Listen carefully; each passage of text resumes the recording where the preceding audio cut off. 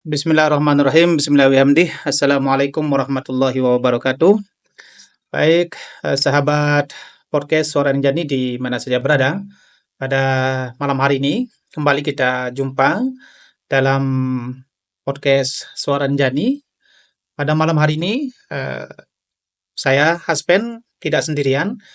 Ada orang yang gagah bersama saya, yaitu Bapak Kepala Dinas Penanaman Modal dan Pelayanan Terpadu Satu Pintu PMPTSP Kabupaten Lombok Timur, Bapak Husnul Basri MMA. Selamat malam, Pak. Malam, Mas. Sudah beberapa kali kita janji, alhamdulillah pada malam hari ini baru bisa kita ketemu nih, Pak Kadis. Iya. Bagaimana suasananya? Sehat? Alhamdulillah sehat. Baik. Sahabat podcast Suara Ninjani, pada malam hari ini kita akan berbincang santai ya, Pak Kadis, terkait dengan tugas maupun bagaimana pemerintah daerah khususnya di PMPTSP, karena ini adalah boleh dikatakan menjadi satu dinas yang cukup krusial posisinya, karena semua izin maupun perusahaan UMKM dan sebagainya harus melalui dinas PMPTSP. Dan sahabat podcast Suara Ninjani di mana saja berada, tentunya pada malam hari ini kita akan berbincang dengan beliau bagaimana fungsi tugas daripada PMPTSP dalam ikut membangun daerah. Terima kasih Pak Hasben. Selamat malam. Assalamualaikum warahmatullahi wabarakatuh. Waalaikumsalam warahmatullahi wabarakatuh. Sahabat podcast Suara Ninjani juga selamat malam. Sehat selalu. Pertama kami sampaikan bahwa kalau berbicara PMPTSP sebetulnya dua indikator kinerja utamanya. Iya. Yaitu pertama PM dan PTSP. PM itu indikatornya apa? Realisasi investasi. Iya. Realisasi investasi terkait banyak hal, termasuk berapa investasi yang masuk, siapa yang melakukan investasi, berapa banyak pelaku yang melakukan investasi, termasuk juga kegiatan promosi. Lalu yang kedua, indikator kedua yaitu kepuasan masyarakat. Indeks kepuasan masyarakat itu tercermin dari pelayanannya, yaitu yang ada di PMPTS, di PTSP-nya. Iya. Oleh karena itu kalau berbicara indikator itu tugas kita ya dua tadi, membantu Bupati dalam pelaksanaan tugas yang terkait dengan investasi. Atau penanaman modal dan kepuasan masyarakat yang bisa diukur dari indeks kepuasan masyarakatnya dari sisi pelayanan di bidang kegiatan usaha dan bidang lain yang terkait, yang tidak terkait dengan izin misalnya. Seperti itu. Oke, baik. Jadi tentunya boleh dikatakan memberikan pelayanan yang harus maksimal dong, karena memang ini adalah bagian daripada pemasukan PAD yang cukup besar. Nah, dari paparan Pak Kadis tadi, masyarakat kita ini bagaimana supaya sadar bahwa pemenuhan izin usahanya itu adalah hal yang penting. Apa yang pernah dilakukan oleh pihak dinas PMP ini? Kalau perizinan itu sendiri kan sebetulnya legalitas. Jadi semua yang ada ini sebetulnya tidak boleh. Menjadi boleh kalau ada izin. Contoh saja kita punya motor, mau jalan di jalan raya tidak boleh. Kecuali bawa SIM, surat izin mengendarai. Mananya kira-kira seperti itu.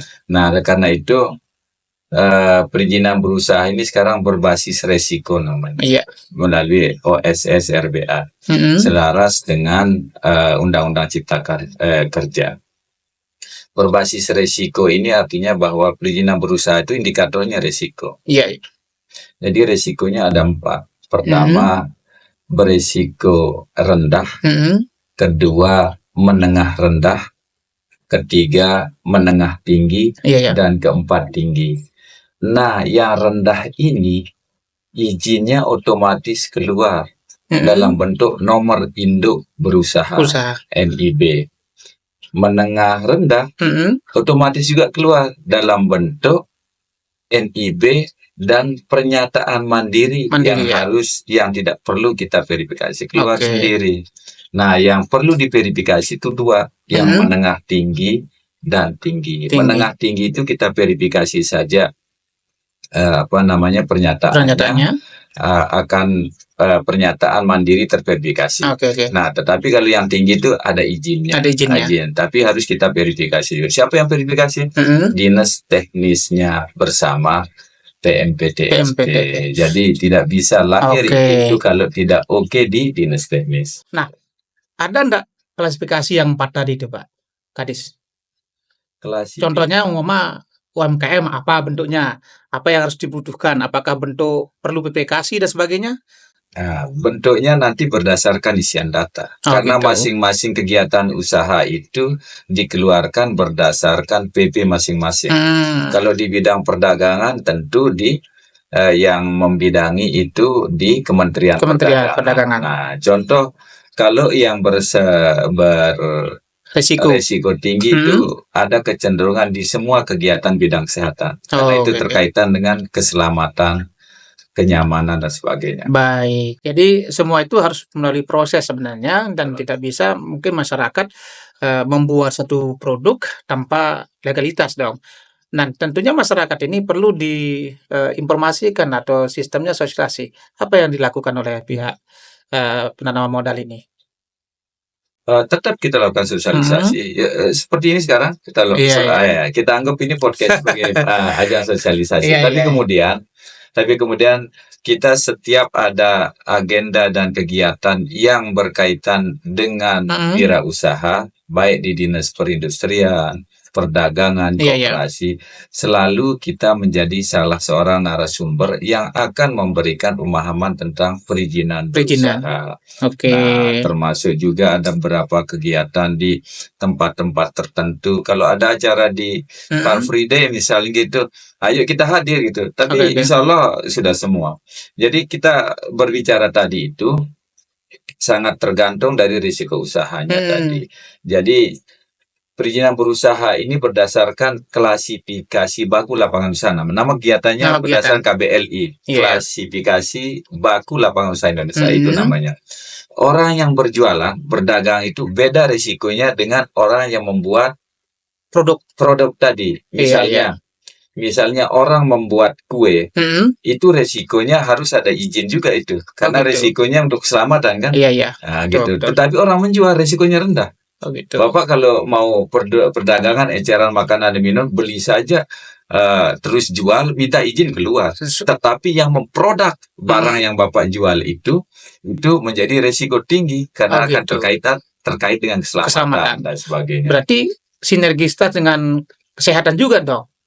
Dinas kesehatan baik terkait dengan makanan nanti. Nah, terkait dengan yang disampaikan Pak Kadis tadi tentang sosialisasi ini, apa pihak perizinan juga melakukan bimbingan teknik kepada pelaku usaha ini? Kalau pelaku usaha, iya pasti. Tidak pun iya. Kami sudah punya Mall Pelayanan Publik, MPP.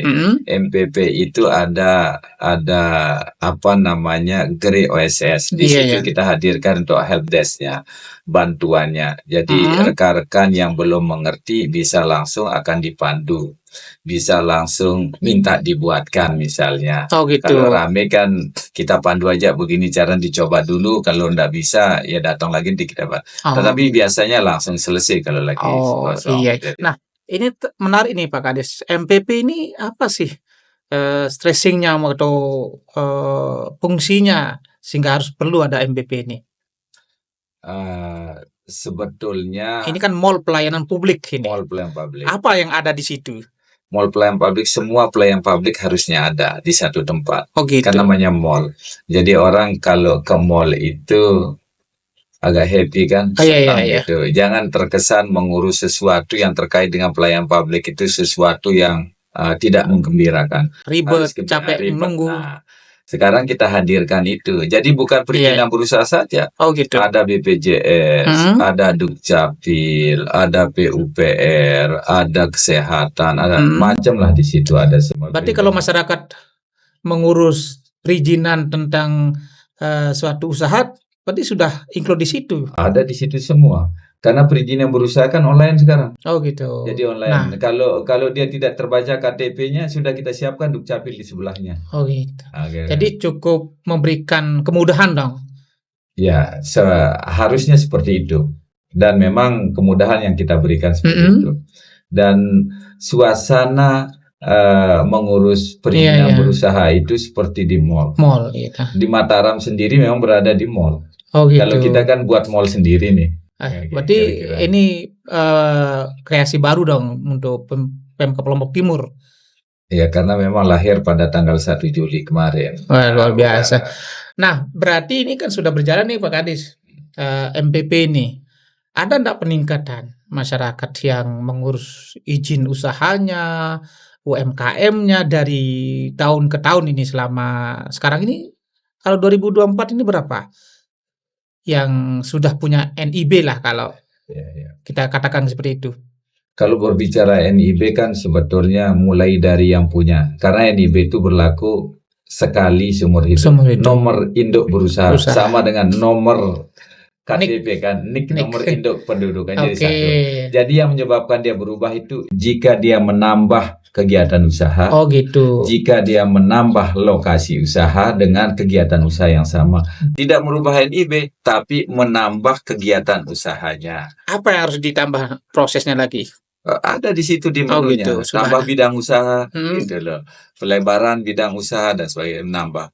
Jadi orang berjualan di Pancor, 3 ciri perizinan berusaha yang harus kita dapatkan. Pertama, siapa diberikan, kegiatan apa yang diberikan, di mana lokasi kegiatan usaha. Itu 3 itu. Jadi kalau kegiatan apa diberikan kepada siapa di mana di Anjani misalnya begitu. Kalau dia mau buat kegiatan usaha di Pancor, minta lagi dong NIB-nya. Bukan NIB, tinggal tambah kegiatan. Oh gitu. Ditambah kegiatan di tempat yang berbeda. Sehingga si A itu punya kegiatan misalnya di Anjani jual eceran makanan. Besok di Pancor jual eceran makanan juga begitu. Sehingga jadi di lampiran izinnya itu banyak. Tapi apakah itu tidak meribatkan lagi nih? Kenapa tidak dijadikan satu kolektif? Kolektif satu. Artinya kan umpama kalau membuka di satu tempat lagi harus mengurus perizinan atau apa itu bentuknya? Tinggal nambah bidang usaha di NIB. NIB itu nomor induk berusaha. Hak akses NIB itu ada pada pelaku usaha, bukan ada di kita. Oh gitu. Jadi tinggal masuk sendiri. Nanti masuk lewat OSS itu akan diberikan hak akses. PMPTSP punya hak akses juga, tapi hanya melihat. Tidak bisa mengotak-atik. Masuk ke akun itu? Tidak bisa, karena akunnya itu punya username dan password yang dipegang oleh pelaku usaha dan OSS itu sendiri di pusat. Berarti hanya menambah kebutuhannya. Tidak merubah induknya, umpama NIB-nya gitu. Enggak, kalau NIB sekali. Bidang usahanya yang banyak. Nah kalau IMB? IMB itu namanya sekarang persetujuan bangunan gedung. Kita itu klasifikasi di mana itu apanya? Perusahaannya? Itu salah satu perizinan dasarnya. Jadi gedung itu harus punya izin. Izin. Kalau kegiatan usaha seperti itu. Gitu. Bisa masuk lewat simbg.go.id gitu loh. Simbg.go.id. Jadi itu pemohon juga memohon lewat Sistem Sistem Informasi Manajemen Bangunan Gedung SIMBG tadi akan diberi hak akses juga. Baru memasukkan permohonan sesuai dengan permintaan data. Nanti akan diverifikasi oleh PUPR sebagai leading sector yang berkaitan dengan teknis bangunannya. Setelah di-okekan oleh PU, maka akan masuk ke dashboard PMPTSP. PMPTSP melakukan penagihan yang bersangkutan membayar karena kita sudah berikan nomor rekening sendiri. Nah, diupload bukti bayarnya, baru kita verifikasi kembali bukti bayar betul nggak ini sudah dibayar. Baru kita keluarkan izinnya. Berarti IMB ini walaupun satu perusahaan, umpama dia mau bangun lagi di tempat lain, harus punya izin juga. Oh iya, kan di IMB sama izin itu siapa diberikan. Apa kegiatannya, Di di mana? mana. Kata di Oke. mana itu bisa 1, 2, 3 dan seterusnya. Walaupun induknya satu. Iya, jadi Bapak punya bangunan Mhm. di Selong harus punya IMB dong atau PBG di Oke oke oke. Selong, punya di Anjani harus punya itu, meskipun satu yang punya. Oke. Baik, menarik sekali ini tentunya kalau gambaran dari Pak Kades tadi, tentunya kita sudah banyak dong yang ngurus INB di Lombok Timur ini. Berapa kira-kira jumlahnya sekarang? NIB. Iya. Nomor induk berusaha yang Ada sampai di atas 10 ribuan? lebih. Lebih. NIB yang terbit yang kegiatan usahanya di Iya. Lombok Timur 44.881. Itu data 2000 berapa? Data yang terakhir kan Terakhir. kan NIB tidak berubah. Oh gitu, secara Kan keseluruhan ya? iya. Jadi maknanya ada 44.881 orang atau badan Badan usaha yang usaha melakukan kegiatan usaha di Lombok Timur. yang sudah ada NIB-nya. Ya, yang melakukan kegiatan usaha di Lombok Timur. NIB-nya bisa jadi NIB kegiatan apa namanya, perusahaannya ada di Perusahaan. Surabaya, tapi kegiatannya di sini. Oh gitu. Ya, Nah, tentunya ini cukup besar ya Pak Kadis? besar. Besar. Besar kalau 44.881. Nah, tentunya ini akan berkaitan dengan investasi dong. Iya, iya. Nah, kira-kira investasi di Lombok Timur terkait dengan NIB ini ada gambaran enggak berapa? Kalau ini kan di NIB itu rencana Rencana kegiatan usaha. saya. Gitu. Bisa realisasi 100%, bisa 90% dan sebagainya. Mhm. Di catatan kami tahun 2021 karena NIB yang OSSRBA ini lahir 2021. 21 ya. Satu. Berarti ngitungnya dari sana. Ya, dari 2021, 2021 kegiatan usaha yang direncanakan itu sebesar 1,6 triliun. Tahun 2022 7,5 triliun. Ini berdasarkan data OSS. OSS ya. Yang tahun 2023 15,2 triliun.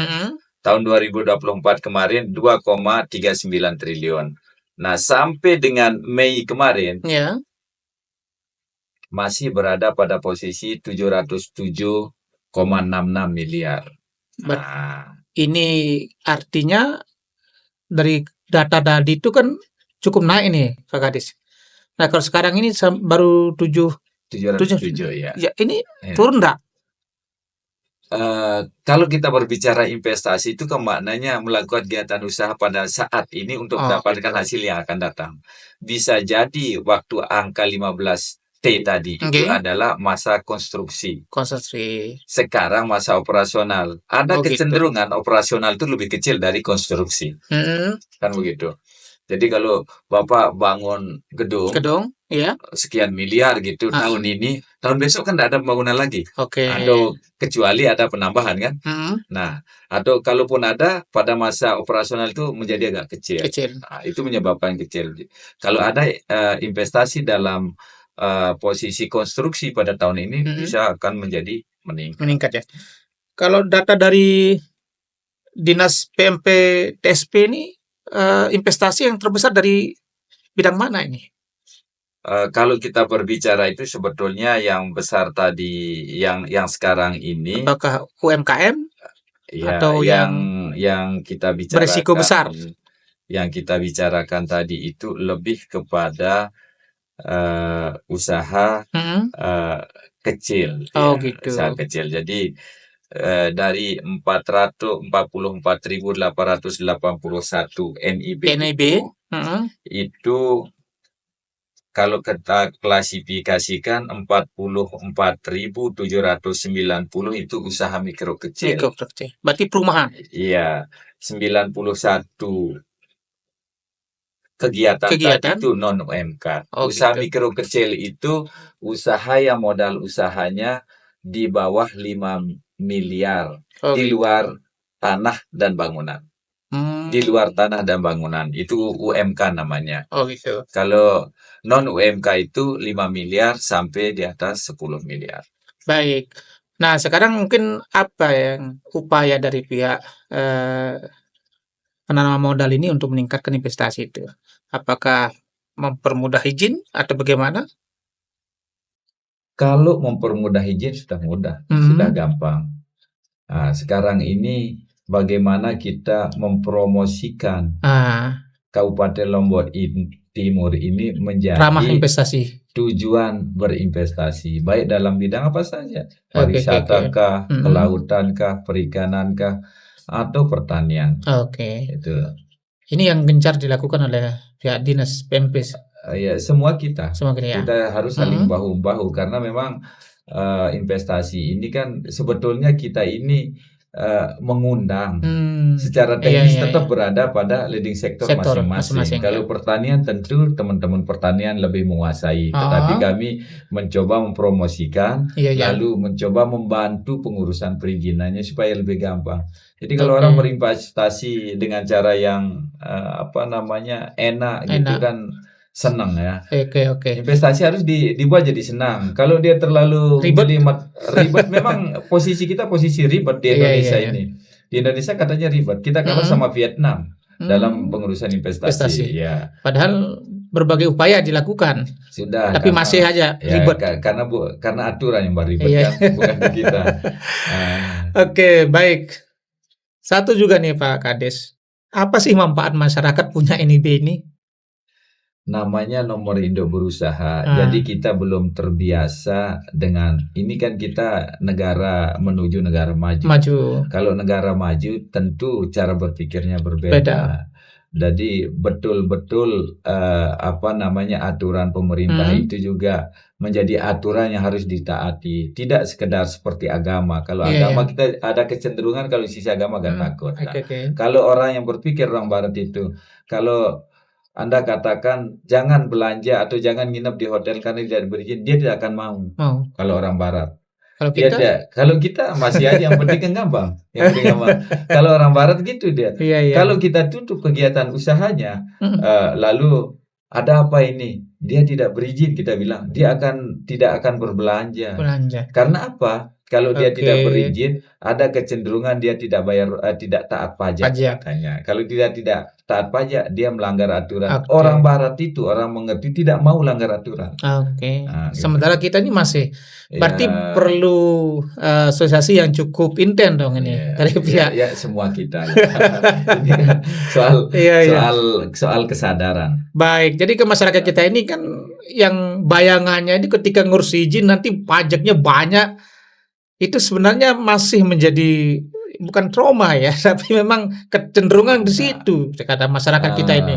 Kewajiban melaporkan pajak yang ada, yang itu tidak ada.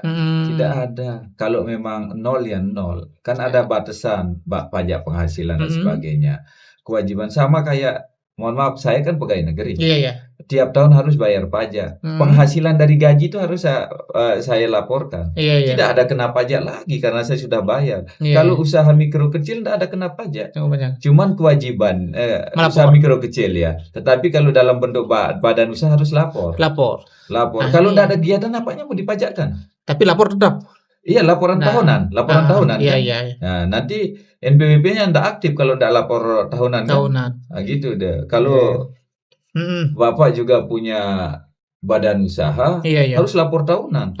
Ya kan nanti neracanya nol kan. Nah, neracanya tidak menghasilkan apa-apa, tidak ada kewajiban bayar pajak. Berarti ini memang butuh penyadaran yang intensif ke masyarakat oleh semua pemerintah ini. Kan harus kita tahu pos yang mana yang kena pajak.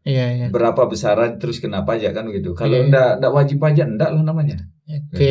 Berarti ini memang perlu bersabar ini pemerintah untuk mendidik masyarakat untuk taat berinvestasi yang benar ya. Walaupun mungkin pengurusan izin, walaupun terkadang masyarakat jual ini terkadang mereka ogah terkadang untuk mengurus INB lah. Ini mungkin yang harus dilakukan oleh pihak dinas PMP TSP ini ya gencarkan sosialisasi mungkin nanti. Ini kan begini.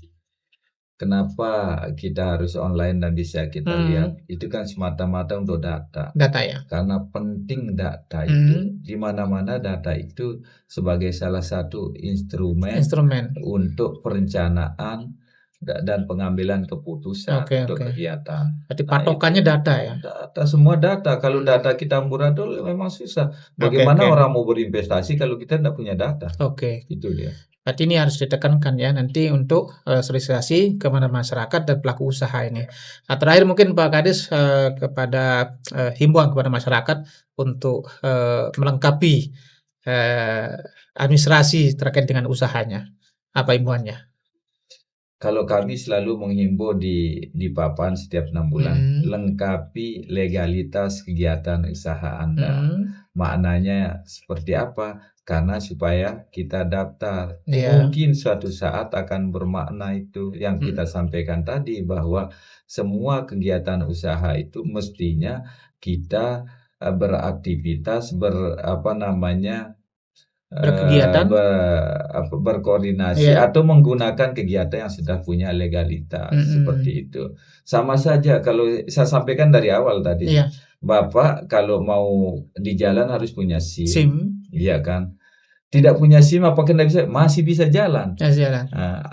Akan tidak bisa jalan kalau ada razia, pasti Bapak mandak, kan gitu saja kan gitu. intinya. Jadi kita butuh supaya tenang, kegiatan usaha itu tenang. Apa maknanya? Lah, tidak mungkin kita tidak akan bermanfaat, suatu saat akan bermanfaat. Mungkin cara kita melihat misalnya ada program pemerintah sekarang memberikan bantuan ke usaha mikro kecil.